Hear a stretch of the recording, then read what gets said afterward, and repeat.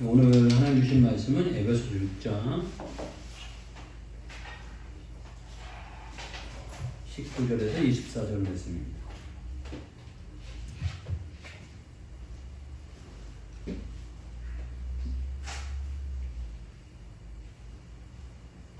네, 에베소서 6장 19절에서 24절 말씀. 네, 한 절씩 교독하겠습니다. 제가 먼저 하겠습니다.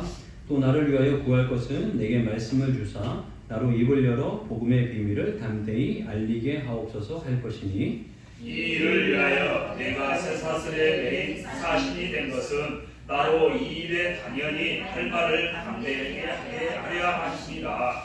나의 사정 곧 내가 무엇을 하는지 너희에게도 알리려 하노니, 사랑을 받은 형제요 주 안에서 진실한 일꾼인 두기고가 모든 일을 너희에게 알리리라. 우리 사정을 알리고 또 너희 마음을 이루하기 위하여 내가 특별히 그를 너희에게 보내놓노라. 아버지 하나님과 주 예수 그리스도께로부터 평안과 믿음을 경험한 사랑이 형제들에게 있을지어다. 우리 주 예수 그리스도를 변함없이 사랑하는 모든 자에게 은혜가 있을지어다. 아멘. 이제 오늘로서 에베소서가 이제 벌써 마무리를 하게 되었는데요. 맨 마지막에 이런 표현을 많이 쓰시는 경우가 있는데, 이 사도 바울이 이제 사랑으로 이 마무리를 짓고 있습니다. 그래서 우리 주 예수 그리스도를 변함없이 사랑하는 모든 자에게 은혜가 있을지어다 이렇게 표현하고 있는데, 이 기독교에서 뗄래야 뗄 수 없는 단어, 사랑이라는 단어인데, 이 사랑이라는 이 단어는 어떤 부분에서 이게 인간에게는 없는 단어가 아닌가 하는 생각이 듭니다. 이게 사랑이라는 이 단어가 인간이 갖고 있었던 사랑이라고 표현하는 가장 이렇게 사랑스러운 모습이 이제 모성애를 이야기를 하고 있는데, 요즘엔 모성애도 이렇게 약한 시대 가운데 살고 있는데, 그런데 우리가 이해할 수 없는 사랑, 정말 이거는 머리로는 전혀 알 수 없는, 이 세상에서는 있을 수 없는 그런 사랑을 주님 보여주십니다. 이 하나님의 아들이신데 인간의 몸을 입고 내려오시고, 인간의 몸을 입고 내려오셔서 이 죄 많은 이 인생들, 너희가 죄인 되었을 때, 너희가 의로워서가 아니라 죄인 되었는데도 불구하고 우리들에게 십자가에 달려 돌아가시고 또 부활하셔서 우리들에게 새 생명을 허락해 주시고, 의롭다 칭하시는 칭의라고 표현하죠. 칭의라는 건 그냥 의롭다 칭해 준다는 거예요. 너 그냥 의로워 이렇게 이야기해 준다는 거죠. 그냥 너는 내 아들이야, 내 딸이야 이렇게 얘기해 준다는 거예요. 뭘 해서가 아니라 그냥 그렇게 해준다는 거예요. 칭의를 허락해 주시고, 말로만 아들과 딸이 아니라 그 아들과 딸을 되게 하시고 난 다음에 그 상속권과 기업과 영광과 은혜를 주신다 라고 표현해서, 우리가 믿으면 하나님의 자녀가 되고, 하나님의 자녀가 되면 우리가 점점 성화되어져 가고, 나중에 우리를 영화를 얻는다 라는 이런 어떤 모습을 말씀해 주고 계신데, 오늘 아침에 또 이제 경건의 시간을 잠깐 하는데 참 하나님 은혜를 많이 주시고 새로운 깨달음을 주시더라고요. 여러분 경건의 시간 잘 하고 계시죠? 예, 중간중간 제가 이렇게 나눠드리겠습니다. 오늘 경건의 시간은 요한복음이에요. 한번 볼까요? 요한복음.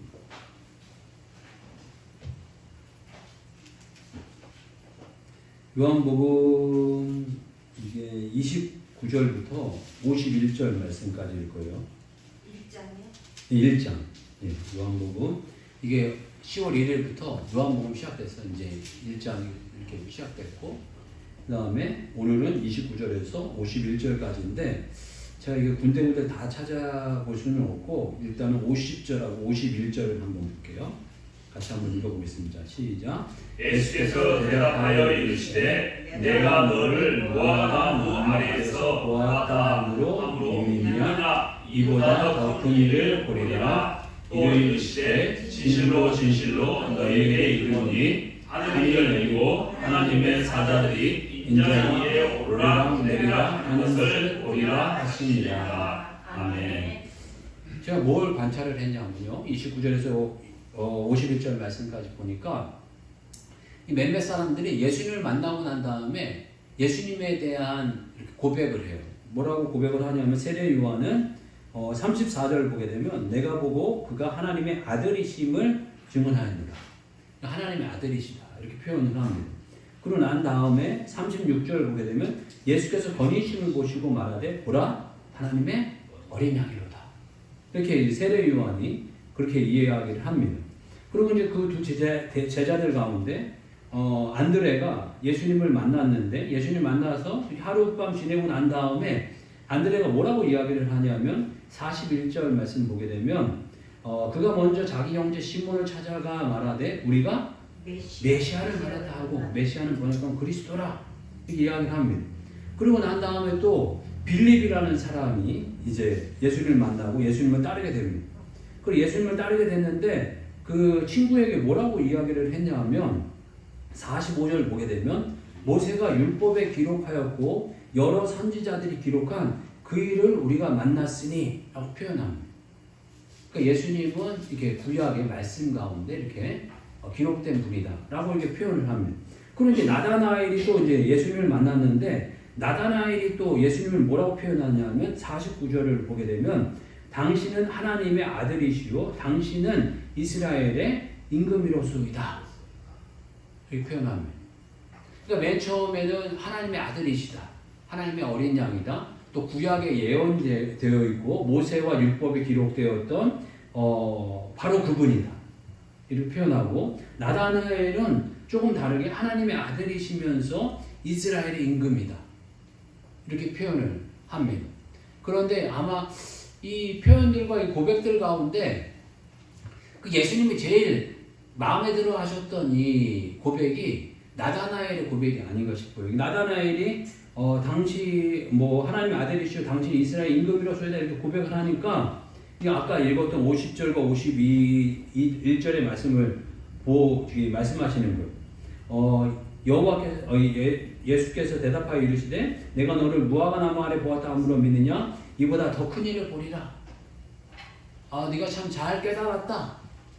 그런데 그 정도가 아니야. 그 정도가 아니야. 예수님이라는 분이 하나님의 아들이시고 이스라엘의 임금. 얼마나 대단한 겁니다. 이스라엘의 임금인데 이 정도로 내가 온 사람이 아니라는 거예요. 이보다 더 큰 일을 보리라.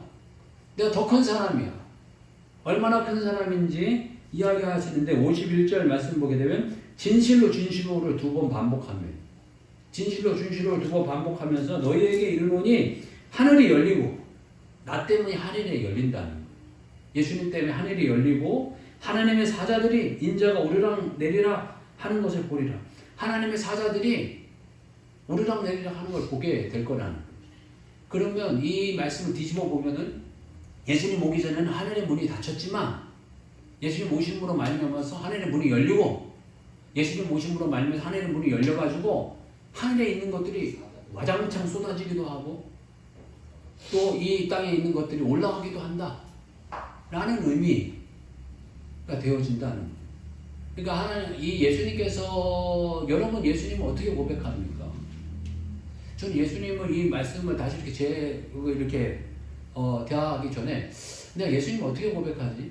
만약에 예수님을 만났다면 이 제자들 가운데 이 세례요한 가운데 뭐라고 고백할까? 하나님의 아들로 메시아로 또 나다나엘과 같이 한 단계 더 아니면 빌립과 같이 구약에 예언되었던 그분으로 또 나다나엘과 같이 하나님의 아들이시면서 이 땅의 임금이십니다. 왕이십니다.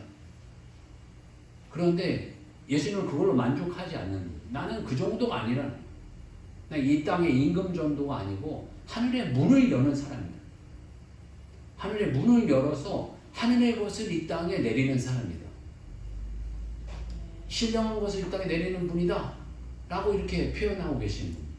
예수님께서 이 대단히 좋아하셨던 고백 가운데 하나가 마태복음 16장 16절 주는 그리스도시요 살아계신 하나님의 아들이십니다. 라는 고백을 좋아하셨습니다. 근데 이거를 한번 구분해 보게 돼요. 주라는 이 단어가 왕이라는 표현이고 임금이라는 표현이고 그리스도라는 거는 새롭게 하시는 분이고 이 하나님의 아들이라는 거는 어떤 영적인 부분이라는 거죠. 그 작게를 표현하면 여기에서 보게 되면 개인적인 어떤 구원자. 이 예수님은 개인적인 어떤 구원자이십니다. 그런데 개인을 넘어서 이 땅과 이 세계, 이 육신의 세계를 다스릴 왕이시라는 표현을 듣기를 원하시고, 근데 이 땅과 이 세계만을 다스리는 분으로는 만족하지 않으시는 거예요. 더 넘어서 하늘의 것을 이 땅에 내릴 수 있고 하늘의 것을 주는 분이라는 것을 이 땅에 표현하고 말씀해 주시는 겁니다. 우리가 예수님을 고백할 때 이 세 가지 고백이 같이 일어나는 축복이 있기를 주님은 축복합니다. 아멘. 주님은 나를 구원하실 뿐만 아니라 이 시대와 이 세상과 이 우리가 살고 있는 이 시대를 새롭게 하시고 변화시키시고 정말 역사하실 왕이신 만왕의 왕이신 분이시다 라는 것과 이것으로 만족하는 분이 아니고 하늘에 신령한 것들을 이 땅에 내리시고 하늘과 소통하게 하시고 아멘. 하늘과 교통하게 하시는 분이 바로 예수님이시다 라는 것을 저희들이 믿음으로 고백하고 이런 고백을 듣고 싶어 하시는 거예요. 오늘 이 말씀 가운데서도 한마디로 보게 되면 더 큰 일을 보리라. 이 정도로 내가 만족하지 않는다. 근데 이 정도로 이 땅에 오지 않았다. 이 정도로 내가 이 땅에 온 사람이 아니다 라는 것을 알려주시는 말씀이 아닌가 싶습니다.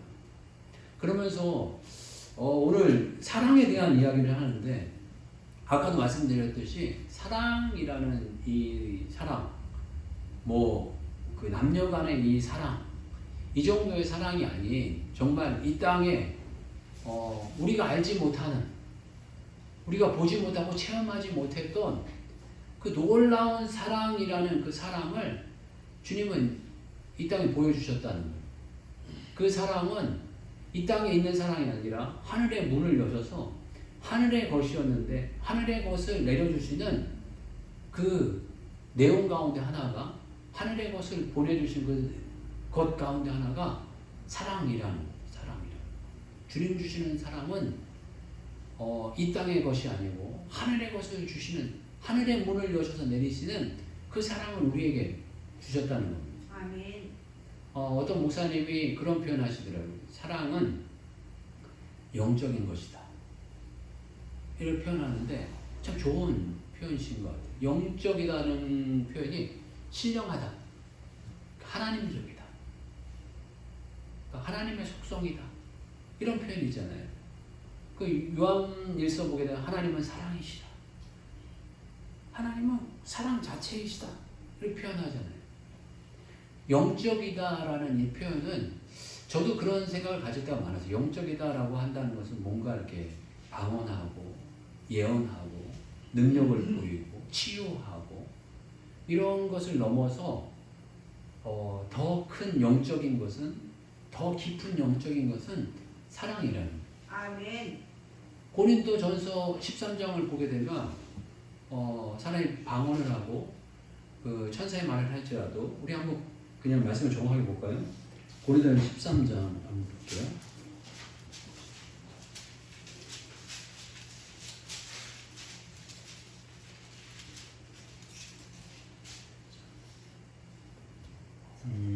우리가 1, 2절 같이 볼까요? 자, 3절까지 볼게요. 1, 2, 3절 한 절씩 교도하겠습니다. 제가 먼저 하겠습니다. 내가 사람의 방언과 천사의 말을 할지라도 사랑이 없으면 소리나는 구리와 울리는 꽹과리가 되고, 내가 예언하는 능력이 있어 모든 비밀과 모든 지식을 알고 또 산을 옮길 만한 모든 믿음이 있을지라도 사랑이 없으면 아무것도 아니요. 네, 같이 하겠습니다. 내가 내게 있는 모든 것으로 구제하고 또 내 몸에 불사르게 내줄지라도 사랑이 없으면 내게 아무 유익이 없느니라. 아멘. 이거를 다시 한번 저희들이 그 영적이라는 어떤 표현으로 다시 재해석해서 표현을 한다면, 사람이 방언과 천사의 말을 할지라도 사랑이 없다면 영적이지 않다, 신령하지 않다, 하나님적이지 않다라는 거예요. 겉으로 보기에 방언과 어떤 천사의 말과 같은 그 말이 있다고 할지라도 사랑이라는 것이 빼졌다면 영적이지 않는다는 거예요. 하나님적이지 않다는 거예요. 하나님의 속성이 아니라는 표현이에요. 어떤 면에 하나님의 속성인 것처럼만 보일 뿐이지. 어떤 면에서 예언하고 능력과 모든 비밀과 모든 지식과 산을 옮길 만한 믿음도 사랑이 없다면 하나님의 속성이 아니라는 거예요. 어떤 부분에서 이거는 다른 신들도 한다는 거예요. 다른 영들도 할 수 있는 거지만 하나님, 우리가 믿는 하나님은, 우리가 알고 있는 하나님은 그것보다도 모든 것을 사랑으로 덮어서 그 일을 행하신다. 아멘. 하나님께서 어떤 능력과 일들과 어떤 뒤에도 마찬가지로 구제로 불사르게 몸을 내줄지라도 어떤 것들이 그 속에 사랑이 덮여 있지 않으면 하나님의 속성이 아니고 하나님적이지 않다라는 것입니다. 참 이런 걸 생각해 보면 참 놀랍다라는 생각이 듭니다. 그러니까 하나님께서 어떤 면에서 진노하시고 어떤 면에서 우리를 책망하시고 우리를 심판하시기도 하시는 이 모든 것 바탕 위에, 아니면 모든 것 겉에, 모든 것 행하시는 것 위에 사랑이 덮어져야 된다는 거예요. 사랑이 덮어지는 것이 하나님의 것이고 하나님의 속성이다 라고 우리들에게 표현하시는 거죠. 그래서 우리가 영적인 사람이 된다, 신령한 사람이 되어져 간다 라는 것은 어떤 면에서 이 능력과 기적과 어떤 헌신과 믿음과 이런 것 위에 또 이런 것 내면에 더 있어야 될 것이 사랑이라는 거죠. 아멘. 그 사랑의 속성을 이제 말씀하시는데 저희가 많이 알지만 다시 한번 읽어보면 4절에서 7절 말씀입니다. 한 번씩 교독하게 제가 먼저 하겠습니다. 사랑은 오래 참고 사랑은 온유하며 시기하지 아니하며 사랑은 자랑하지 아니하며 교만하지 아니하며 우리 행하지 아니하며 자기의 유익을 구하지 아니하며 성내지 아니하며 악한 것을 생각하지 아니하며 불의를 기뻐하지 아니하며 진리와 함께 기뻐하고 모든 것을 참으며 모든 것을 믿으며 모든 것을 바라며 모든 것을 견디니라. 아멘.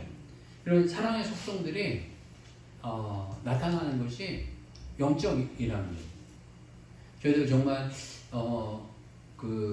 주님 안에 이 공동체는, 예수 그리스도를 믿는 이 교회는 사랑의 공동체다 이런 표현 하지 않습니까? 그래서 사랑이 없으면 세상이 우리를 질타하잖아요. 교회 다니는 애는 왜 사랑이 없어? 당신들 왜 그래? 이 소리 가운데 주님이 우리들에게 책망하시는 소리가 아닌가 생각하게 됩니다. 왜 사랑이 없나? 정말 우리가 사랑하는가? 정말 우리가 사랑하는가? 이런 것들을 다시 한번 돌아볼 필요가 있고, 이 고린도전서 13절 말씀같이 이 사랑의 어떤 속성의 모습들이 잘 나타나는 그런 공동체가 되고 그런 개인들이 되어져 가시는 삶이 되시길 주님은 축복합니다. 아멘. 그리고 바울에게 나타났었던 어떤 사랑의 모습, 사랑의 이런 어떤 특징들이 있습니다. 그 예배소서에서나 다른 부분에서 나타나는 그 특징들이 있는데 한 3가지 정도 오늘 이렇게 말씀을 나누려고 하는데, 이 바울에게 나타났던 그 사랑의 특징은 서로 책임진다는 거예요. 서로 책임진다는 거는 자기의 몸을 기대기도 하고 또 상대방이 자기에게 기대기도 하는 이런 모습이 나타난다는 거예요. 18절에 19절 모습 보게 되면 에베소서 볼까요? 에베소서 18절 19절 보게 되면 모든 기도와 간구를 하되 항상 성령 안에서 기도하고 이를 위하여 깨어 구하기를 항상 힘쓰며 여러 성도를 위하여 구하라. 너희가 여러 성도를 위해서 구해야 된다 이런 표현하고, 나를 위하여 구할 것은 내게 말씀을 주사 나로 입을 열어 복음의 비밀을 담대히 알리게 하옵소서 할 것이니. 그러니까 사랑은 서로 간에 이게 관계가 이루어질 때, 뭔가 주고 받고 이런 일들이 이루어질 때 사랑이 이루어진다는 거예요. 사랑은 어떤 일방적인 어떤 관계가 아니라는 거예요.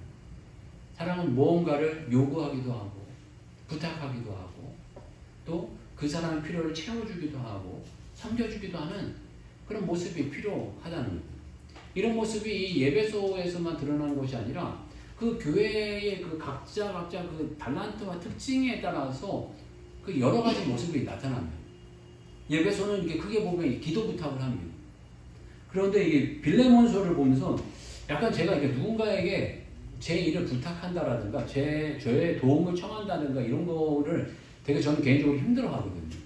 왜 그런가 이런 생각들을 많이 하는데 제 개인 기질적인 부분도 있는 것 같고 뭔가를 이렇게 도와달라고 이렇게 표현하는 것 자체를 너무 힘들어 하거든요. 그러니까 안 하고 말지. 없으면 없는 대로 살면 되지. 뭐 이런 어떤 마음들이 있고 또 이렇게 누군가를 돕는 건 돕지만 내가 도움을 청하는 건 뭐 자존심상한다 이런 마음도 없잖아 있는 것 같기도 하고 또 어린 시절을 이렇게 생각해 보면 가족의 그 부모님이 이렇게 맞벌이로 성장해서 그런지 제가 제 일을 했어야 되는 상황인 것 같아요. 늘 학교 다니는 것도 어린 시절부터 초등학교 때부터 누군가가 뭘 챙겨주지 못하고 그냥 제가 알아서 뭔가를 했어야 되고 제 어린 시절 기억이 하도 제가 준비물을 못 챙기니까 저희 어머니가 문방구집 그 아줌마를 한 분을 선택해가지고 얘가 뭘 달라고든지 다 주세요.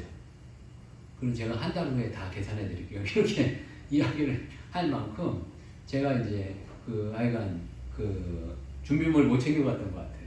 그러니까 그 어머니가 직장을 다니시고 그 학교 선생님이시다 보니까 애를 돌볼 그런 여력이 안 되셨던 것 같아요.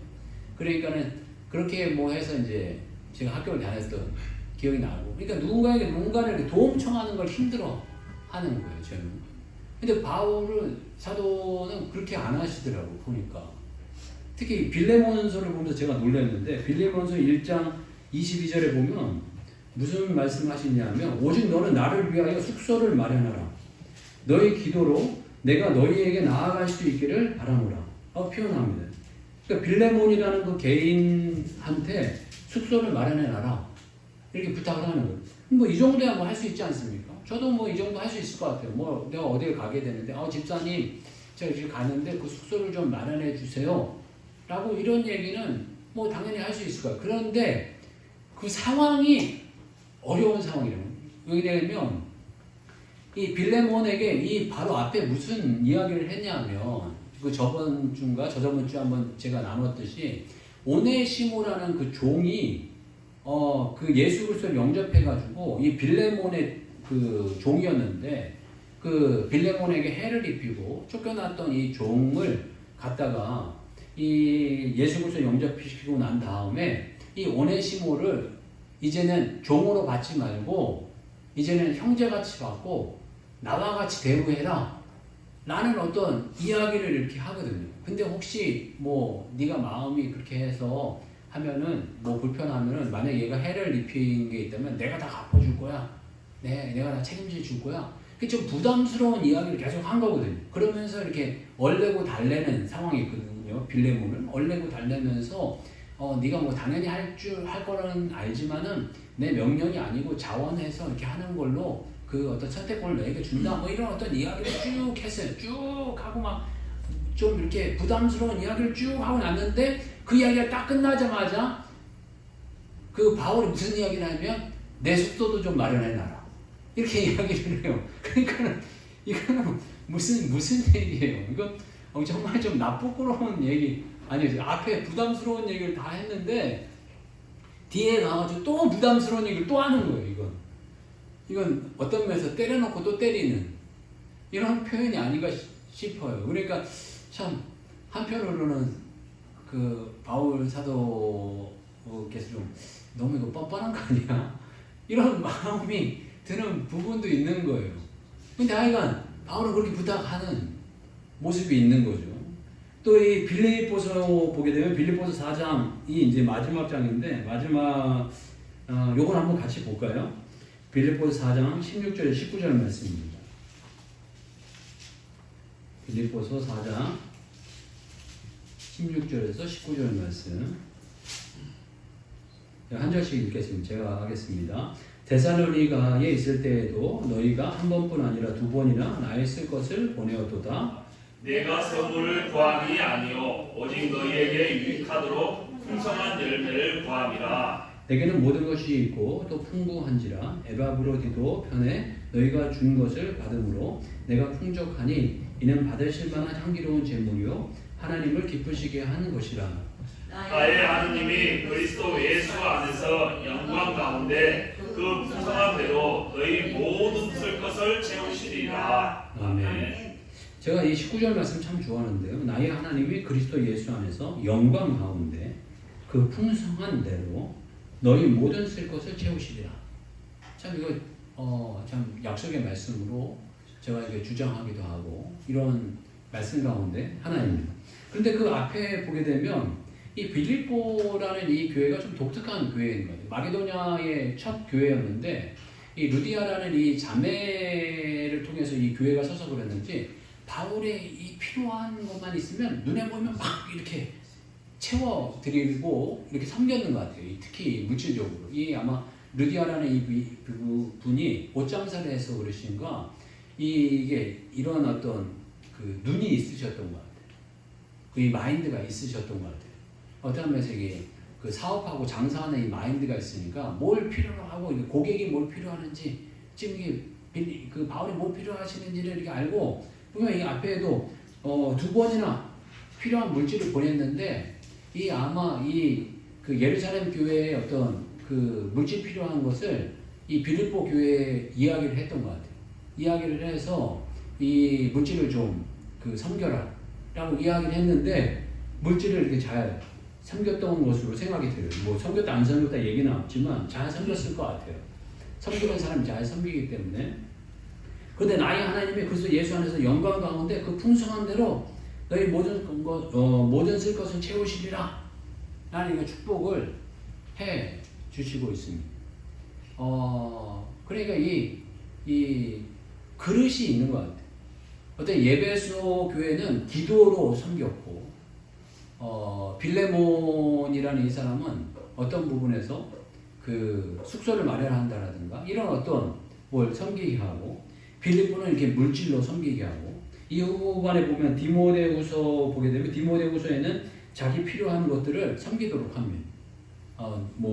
옷을 가져오라고 하고, 또 가죽 종이에 쓴 책을 가져오라고 하고, 또 마가를 데려오라 하고 이런 어떤 부탁들을 이렇게 하시는 모습을 보여줍니다. 그러니까 이 그릇들이 있는 것 같아요. 그릇들이.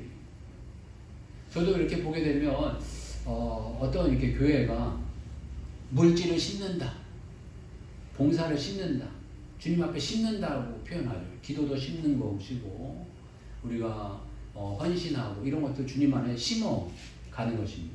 그럼 하늘의 상급도 있지만 이 육신의 상급도 있는 거예요. 육의 삶에 상급도 있는 거예요. 그래서 저희들이 여러분들이 잘 심고 또 잘 우리가 나눌 수 있는 그런 환경이 저희 교회가 잘 조성되기를 기대하고 소망하는 마음이 있어요.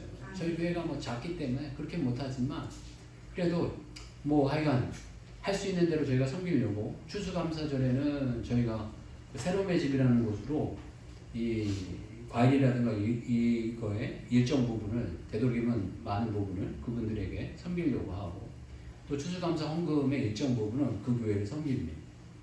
그리고 특히 작년에 참 감사했던 게 몇몇 분들이 이렇게 헌금을 많이 하셨어서 기억하는데 제가 정확한 액수는 기억이 안 나는데 성탄절 헌금이 생각보다 많이 나왔어요. 그래서 광고를 뭐 기억하시는지 모르겠지만 그 저희 선교사님들을 이렇게 조금 나눠드렸어요. 그래서 선교사님들에게 조금씩 나눠드리는 일들을 갖게 됐는데 하여간 심는 거죠. 저희가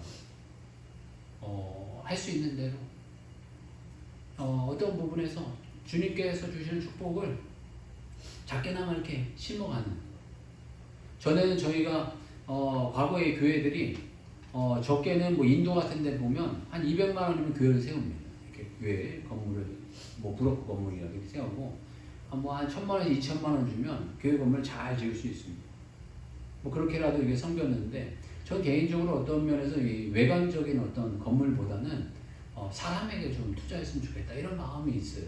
그래서 저희가 그러다 보니까 조금 더 이렇게 눈에 보이지 않다 보니까 뭔가 이렇게 더 못하는 부분도 있는데 저희들 허락해 주시는 대로 잘 이렇게 심어가고 또 잘 심고 저희들이 잘 하나님께 영광 돌리는 모습이 있기를 주의 이름으로 축복합니다. 아멘. 하나님께 잘 관계를 맺는다는 누군가에게 부탁을 하고 누군가에게 부탁을 받기도 하고 이런 어떤 관계들을 맺어가는 사랑의 모습을 이 바울 사도는 보여주셨다는 거예요. 그리고 이 바울 사도께서 보여주셨던 이 사랑의 모습 가운데 하나가 책임과 의무를 넘어서는 거예요. 책임과 의무를 넘어선다는 것은 20절 말씀인데요. 이 일을 위하여 내가 쇠사슬에 매인 사신이 된 것은 나도 이 일이 당연히 할 말을 담대히 하게 하려 하심이라. 여기에서 보게 되면 쇠사슬에 매여 있는데 사신이 된 것은 쇠사슬에 매인 사신이 됐다라고 표현하고 있습니다. 사신이라는 표현은 대사, 대신이라는 표현이거든요. 그러니까 그 대사라는 표현이 그 나라의 대표라는 거거든요. 대사관, 외교관 이런 어떤 의미이거든요. 그러니까 하나님의 나라에 자기는 대사고 외교관이라는 거예요. 그런데 자기가 지금 이 감옥에 갇혀갖고 쇠사슬에 매여 있지만 어떤 자존감이 참 대단한 거예요. 나는 그래도 대사관이야. 난 그래도 대사다.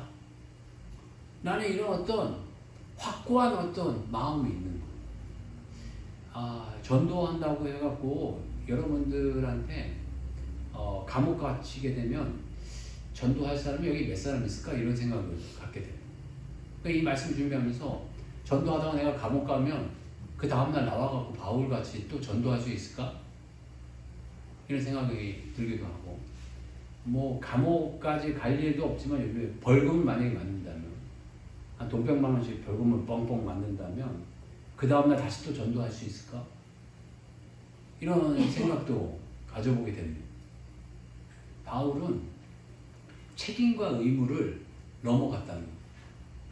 사랑은 책임과 의무를 넘어서는 게 사랑입니다.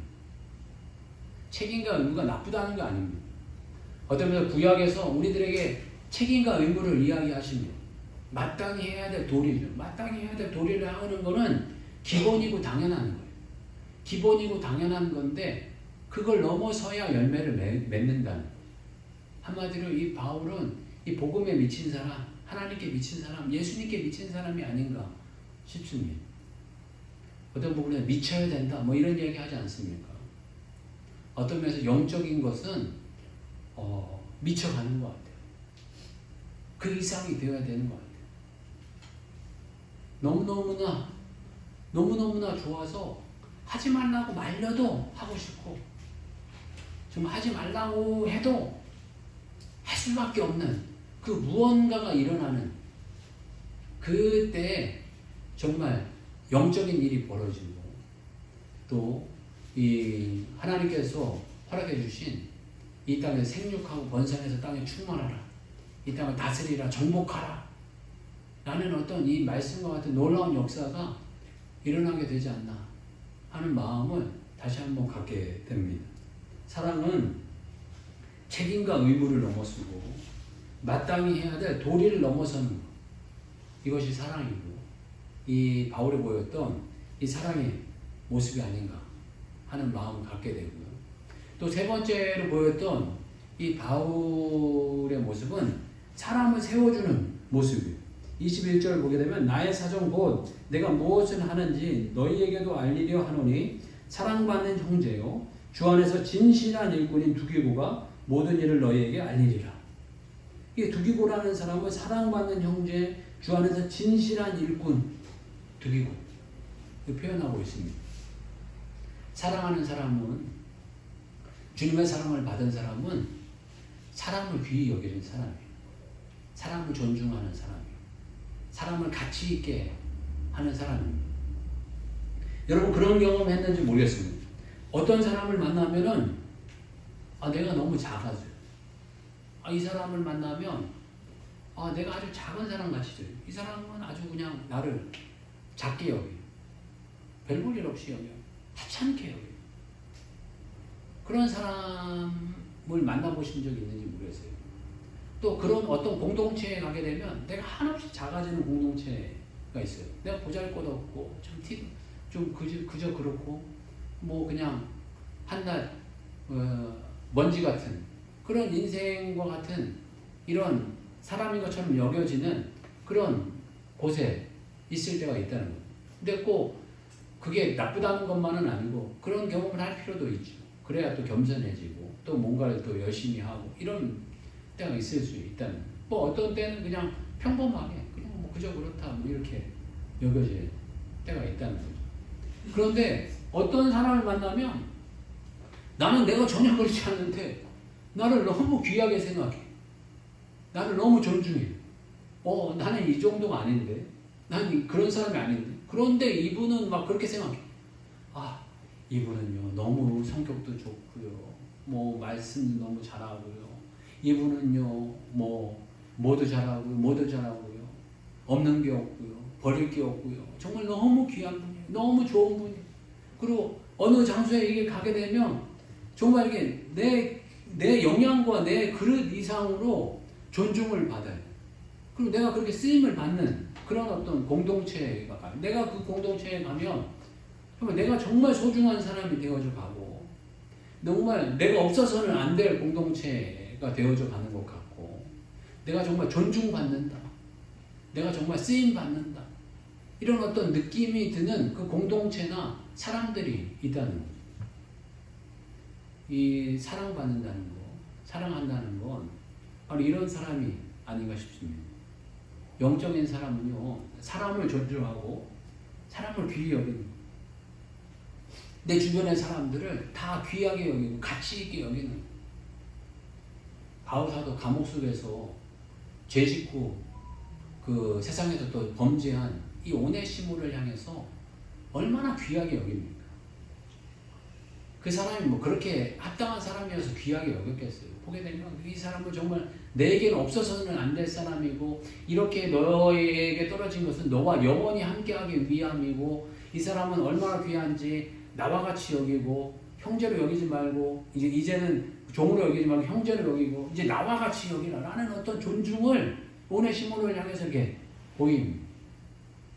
여러분 사랑하는 사람이란 이 표현은 영적인 사람은 신령한 사람은 하나님의 사람은 내 주변의 사람을 가치 있게 만드는 누구든지. 저도 이런 기도 많이 합니다. 하나님 제 주변 사람을 좀 가치 있게 만드는 사람이 되게 해주세요. 내가 이 사람을 만나면 참 내가 가치 있어진다. 내가 존중받는다. 쓰임받는다. 이 사람과 함께하는 이 공동체에 있으면 내가 소중한 사람이 됩니다. 내가 정말 가치 있는 사람이 된다. 라는 것을 느끼게 만들고 내 주변의 사람들을 그 가치 있게 만들어가고 또 내가 속한 이 공동체를 가치 있게 만들고 내가 속한 나라라든가 내가 속한 모든 것들을 이 가치 있게 만들어가는 주의 종들 되시길 주의 이름으로 축복합니다. 아멘. 사람은 이런 모습을 보였다라는 것을 이 바울 통해서 느끼게 됩니다.